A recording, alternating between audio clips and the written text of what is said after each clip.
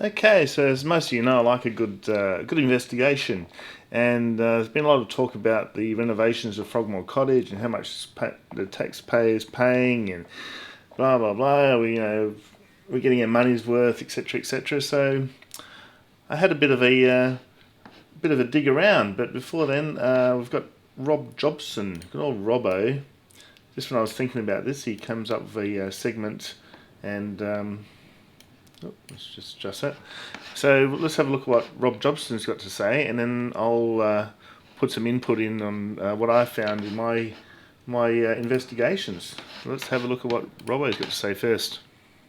Now, the eye-watering costs of running the royal household have been laid bare in their annual accounts. It's always eye-watering, and this year all eyes are on Prince Harry's new home, a cottage, a bit bigger than that required extensive building work to prepare for the arrival of baby Archie. I didn't just reno the bathroom. It is a sensitive subject because the bill is mostly picked up by British taxpayers, whether they like it or not.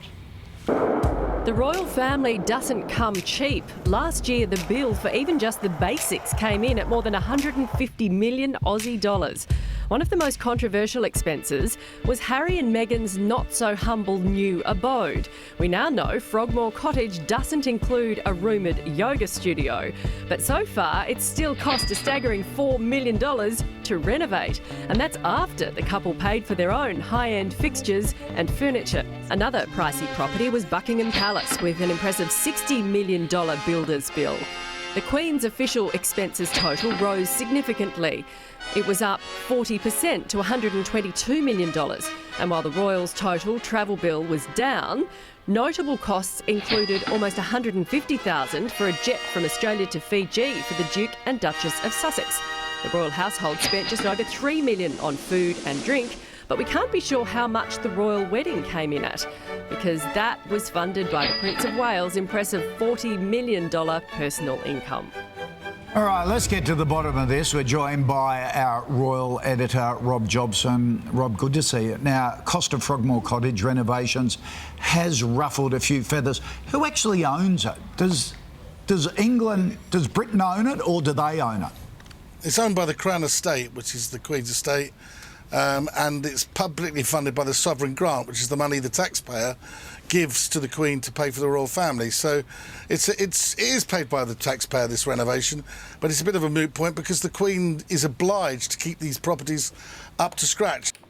Now, see, this is interesting because what he doesn't mention is the Crown Estate, all the revenue goes to the government, to the Treasury. So we'll get onto that in a minute. So it's very sneaky, Rob.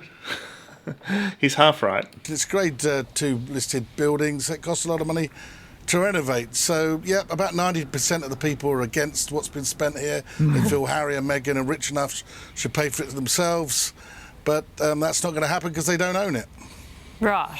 Well, maybe they could have just spent a bit less. Yeah. So there's claims of floating floors, a yoga room. It's not quite that extravagant. Not quite that extravagant. It's mainly the fact that it's an old building, and these buildings have to be maintained in a certain way, and that's when you have to get specialist builders in, and it costs a fortune. £2.4 million, $5 million. That's an awful lot of money. I think it's a complete PR own goal. Okay, yeah, but spending a lot on Buckingham Palace, again, that's a state house, or a state asset. Yeah. Suppose you've got to spend on it. But when you break it down, taxpayers contribute the equivalent of $2.27 each to cover the cost of the royal family. The other side of it, they bring in so many tourists, don't they? Yeah, they probably pay for themselves twice over, Koshy, is the reality in terms of a brand. But it's when they have to bring out these accounts every year, all of these things come under scrutiny, and they pick on, the media will see certain areas which cost, a particular amount of money. The reality is, I think that they should hand this over to the Parliament to announce all these things, let it be scrutinised by the MPs, or after all their own expenses aren't particularly good when they look at them, and just let them question it, because I think when they do it this way, and also saying, it costs, the same as a loaf of bread or whatever, it doesn't wash anymore. I think people need a bit more scrutiny and it to be a bit more grown up than that. Yeah. Okay. Tone it down a bit, people. That's what we were saying. Okay, thank you, Jobbo. Okay, so let's get stuck into it. Jobbo. He was half right, and it got me having a look into it. So the usual media, they grab onto the sensationalists. Taxpayers paid $2.4 million to renovate Duke and Duchess of Sussex's Frogmore Cottage, blah, blah, blah. Right, okay. And as I said, they paid for the fixtures and fittings, which I think is pretty cool. It's like somebody's renovated the structure and you pay for all, like the insides. Okay, so that's what the media tabloids talk about. Now let's dig into this. Where it's basically money coming in, money going out. So they're talking about all the money going out. But if you look, so that's the sovereign grant. Let's see, where do we start? Let's look at the Crown Estate. Here we go. I think it was this one. Actually, this website, this one here, Business Insider Australia. So it's got inside the British monarchy's £13 billion property empire. So this is quite interesting. So what they say here is the Crown Estate announced in June last year. So this is February 2018. So June 2017. They returned a record £328 million to the Treasury in 2016 as the value of the overall estate rose to an astonishing $13.1 billion. Here we go. So under the current arrangements, the Queen receives 25% of the Crown Estate's revenues in the form of a sovereign grant, which is used to fund her official work and upkeep of her residences. So basically, the taxpayers, the British government's getting 3/4 of the revenue from the Crown Estate, and a quarter's going back. Now, I got all these. I got to thank one of my. I assume she's a subscriber. This woman called. I'd say it's a woman. Candy. And she wrote on my comment section here, the British public do not pay for the private support of the royal family. The Crown-owned Crown Estates pay for them. The Duchy of Lancaster supports the Queen and her household. The Duchy of Cornwall supports the Prince of Wales and his family. The rest of the profits of the Crown Estates are handed over to the British government. Okay, that's sort of in line with what I found out too. Last year, $367 million was handed over. Out of that money, 47 million, so that's not even a quarter. Okay, I think it's probably more than that. 47 million pounds is handed back in the form of a sovereign grant, and I'm sort of saying it's probably around about 9 fours of 36, so 90 million I'd say it is. It's double that, what she's thinking, which covers the cost of the Queen carrying out her official duties as the UK's head of state. Security is taxpayer paid for.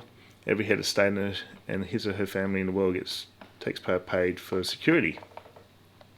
I'm just going to run out here of time. Just restart this. Okay, a Queen costs us 47 pence, less than the price of a bar of candy per person per year. The monarchy is a bargain. It's one of the best assets the UK has. Can't agree more. Who would? No, I wouldn't say who'd go to the UK if it wasn't for the royal family, but. I visited Buckingham Palace, but also went to. I like all the heritage listed, castles and so forth. I went to have a look at.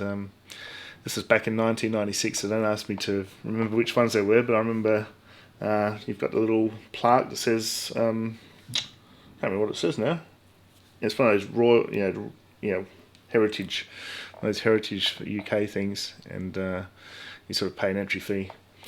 Okay, so let's dig more into this. So they're saying that the Crown Estate is like huge revenues back to the Treasury, and they only give a quarter of it back.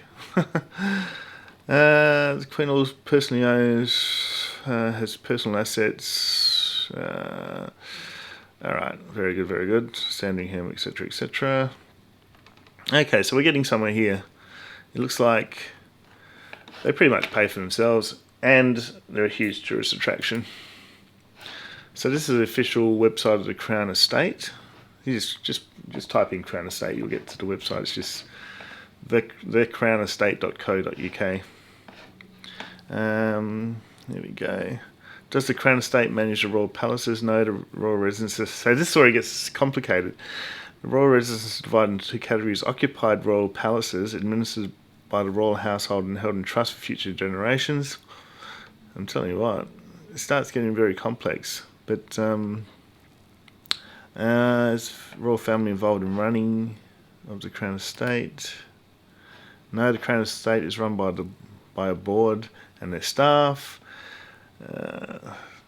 Duke of Edinburgh is the Ranger of Windsor Great Park, although daily issues are dealt with by the Deputy Ranger on the Windsor Estate. Oh, so much bureaucracy in this, isn't there? It's unbelievable. No wonder people can just, come out with all sorts of claims and get away with it, because, to research it properly, which, sorry guys, I haven't got really much time to do this. I'm still working on catching up on the videos, but I'll give you a bit of a head start, and you guys can research it yourselves, and so you become official, what do you call it, experts on the subject, and then you can challenge people that criticise royal family in other channels, other forums, whatever you like. What else have we got here? So this is at the royal.uk official website, and it talks about, where are we here? So this is about royal finances. What did I read here? Head of state expenditure. So it's all, they freely admit that they use. So this is probably where people get confused. It says the royal household is committed to ensuring that public money is spent as wisely and efficiently as possible. So everyone's probably thinking, it's just taxpayers paying for everything. Oh, bloody royal family. But in reality, because they don't actually don't get the revenue from the Crown Estate, it goes to Treasury, and then it gets handed back. So really, it's okay. Sure, the public, because it's gone through it's a bit like follow the bouncing ball. It's gone through the Treasury and then gets granted back from the government, because anything to do with grants, like government grants, so that's government money, and then it's taxpayers' money. Follow the bouncing ball. It's pretty easy to do. So there we go. So I hope there you go. And this is talking about the Sovereign Grant. So this happened in 2011. Sovereign Grant Act 2011. So this is the quarter of the money that comes from the Treasury, I'm assuming. And this is what's used to fund the monarch's official duties. So Act of Parliament, UK was introduced Sovereign Grant, the payment which is paid annually to the monarch by the government in order to fund the monarch's official duties. It was the biggest reform to the finances. Now, does it include renovations?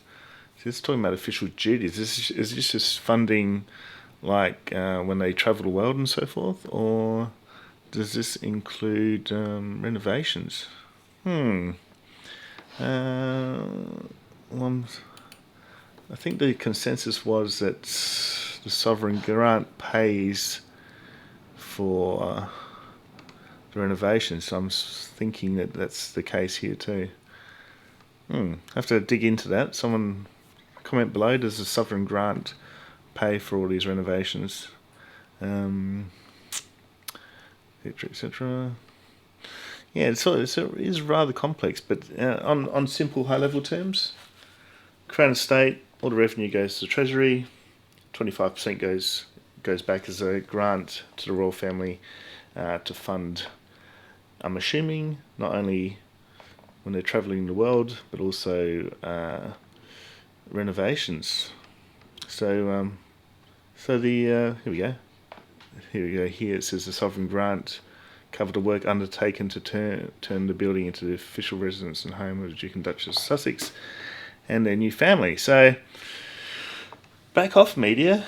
Do your research. That took me probably 10 minutes to do before I made this video. I thought I'd do a bit of background research, and I think they should do the same thing. It didn't take me long to find this out. And so media, back off. Fake news. Taxpayers don't pay for it. They do, but they don't. It's just it's follow the bouncing ball. They're getting 3 times as much as what's been handed back to the royal family goes into Treasury, plus all the millions and millions and billions of dollars of benefit to your economy through tourism. Okay, so I'll leave that there. I hope you enjoyed that one, guys. Let's go back to full screen. So I hope you enjoyed that one. Don't forget to share this one around and like and hit the bell button so you get notifications of when my next video comes out. And I'll see you next time. Hope you enjoyed that one. Bye.